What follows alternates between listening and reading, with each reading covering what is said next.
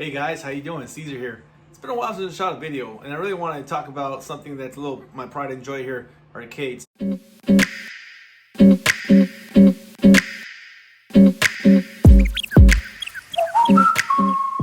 When my oldest son, 19 now, when he was 10, he wanted an arcade, and I actually shot a video here on a different channel of that original arcade, and some guy saw it and he liked it and he said he wanted it, so I sold it to him. So then I got into arcade restoration, and basically what I like doing is giving these old guys a new life. This style right here is the Nintendo style. This was most likely a Donkey Kong machine. A friend of mine reached out to me and he gave me this case the way you see it for about 300 bucks, and it didn't have a CRT. It was just the graphics that you see here, graphics here at the top for the bezel. That was there. I don't think the light works. I fixed that. And then I already knew what I wanted to do with it. I wanted to make it an all-in-one 80s and 90s arcade games using Hyperspin. And I'm a big fan of Hyperspin because, as you can see it spinning back there, it gives you a little show play of what is about to happen before you play the game. So you get to see a little bit of the video, and I really like that concept. The other thing is, I know this is not pretty and perfect, but I had to customize a control board that allowed me to play a one player. I was really just focused on one player, and then I went to add the spinner, and I added the trackball. But then I got to the point where I wanted to play two players, and of course I had to stuff in a two-player control panel to the right there. So then when I finally finalized that, I decided to just basically make it a two-player custom. And so it does have Fix-It-Felix, which is what the graphics is about, but it also has all the 80s and 90s games. Fix-It-Felix, it's a little difficult to program. If you guys ever try to fix it to set it up, it's not as easy as it should be. But let's get right into it. I want to show you a little bit about this arcade and what I gutted out and did all to get a CRT working with a PC. So the first thing I want to talk about is the CRT board. Basically what this does, it converts a CRT. And CRTs are basically this big old sucker that you see right there. Okay, it's not an LCD. I wanted to keep it as legitimate, as old school as possible, so I stuck with a vertical size screen. As you can see here, it's all vertical. And then what I wanted to do is utilize a PC to load, and I have this batch file that I basically mask Windows so it never actually loads the Windows shell. If you guys like geekiness, that's what I did. I batch filed it, ran the batch file, basically run into Hyperspin, so the shell never actually loads.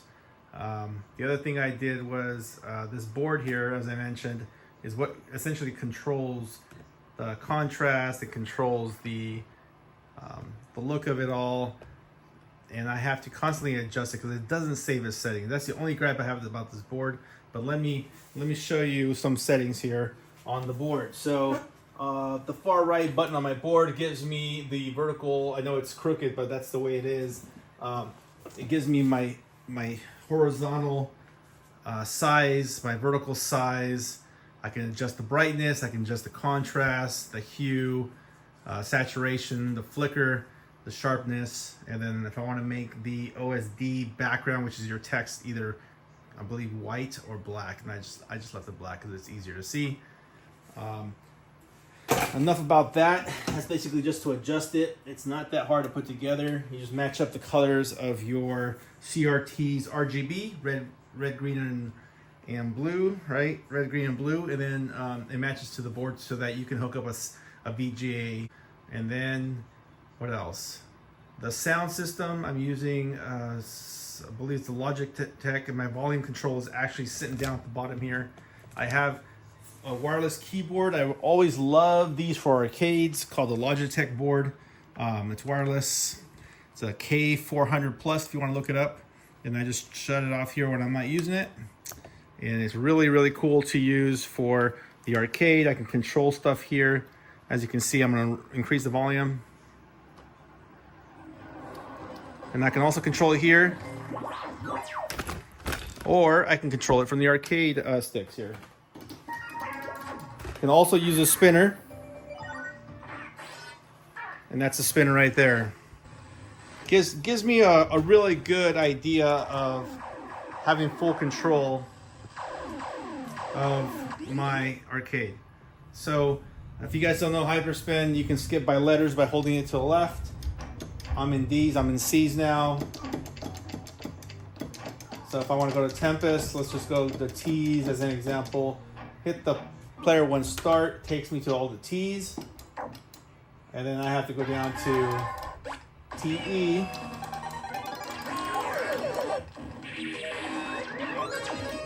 There's my turtle games.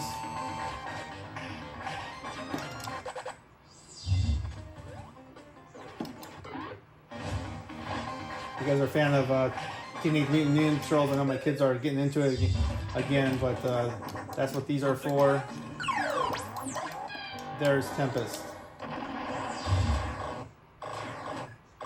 Gives you a little video, which I love, and the graphics is beautiful. Hit start. I am now in Tempest. Now the only thing I don't have hooked up right now is my coins, so I'll most likely will trigger these micro switches on the arcade down at the bottom there. If you guys don't know how to do that, you basically follow the wires from each micro switch into your logic board. So what I'm using for the controls is a simple USB that you can buy over at eBay, and it's only about 20 bucks, and it allows you to control player 1 and player 2. You just have to do a lot of wiring to each micro switch, and then you would do the same for these coin switches at the bottom. The coin switches at the bottom would go for player 1 and one for player 2.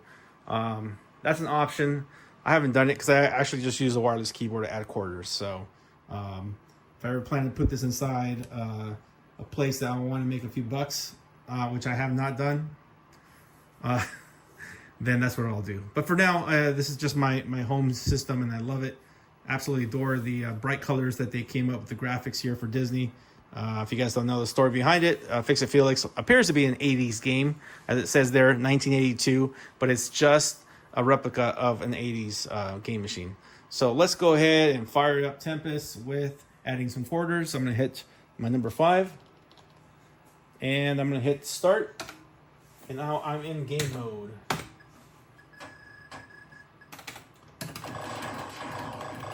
So I'm using my spinner.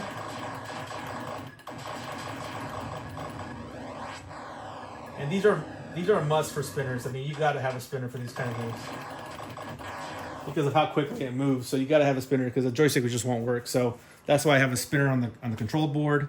And yeah, to exit, hit escape.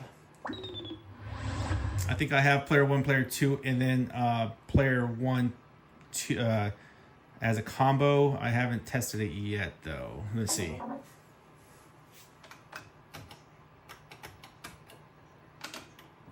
Anyway, it's not working. I think I have to reprogram that.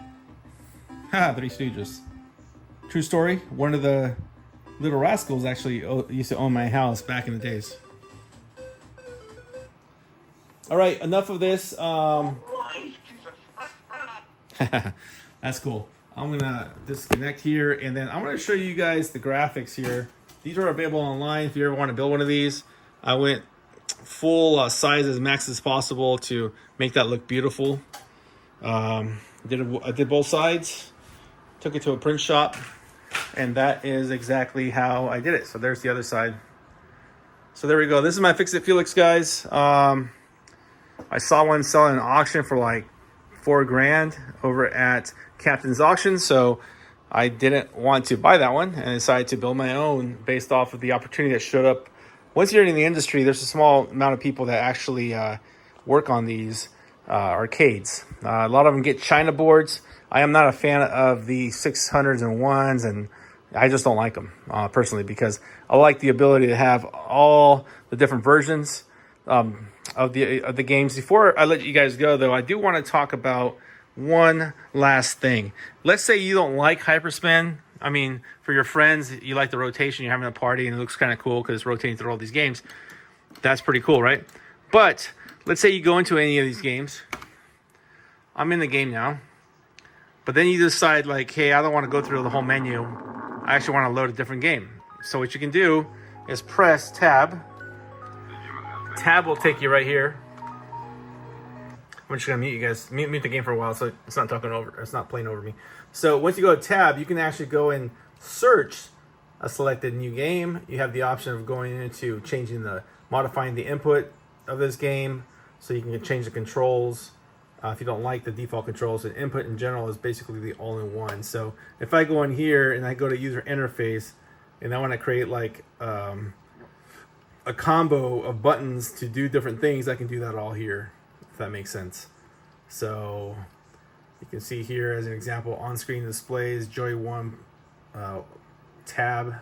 So that's how you can get this on-screen display. It looks like config menu, pause the game, reset the game, soft reset, F3, not shift, F3, show graphics. So there's all these cool options that you can get by hitting tab, and this is running a version of MAME. And so again, if I want to get out of this game, I would go into the back menu, return to prior menu, which is right there, and we would go to the return to prior menu there, and then you would go to select a new game. Let's just say I want to go play The Simpsons. I would type in SIMP versus going through the other option of using Hyperspin. That would take forever, right? So this is a great way to kind of see the different versions of The Simpsons. I got a player 2 version, I got a 4-player version. Obviously I don't have a 4-player controller board, so I can't play that one.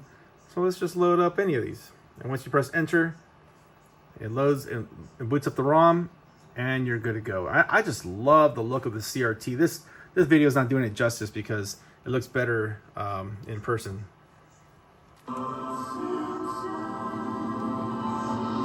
There you go. I don't know, it could be a copyright on that song, so I'm just gonna cut it right there. But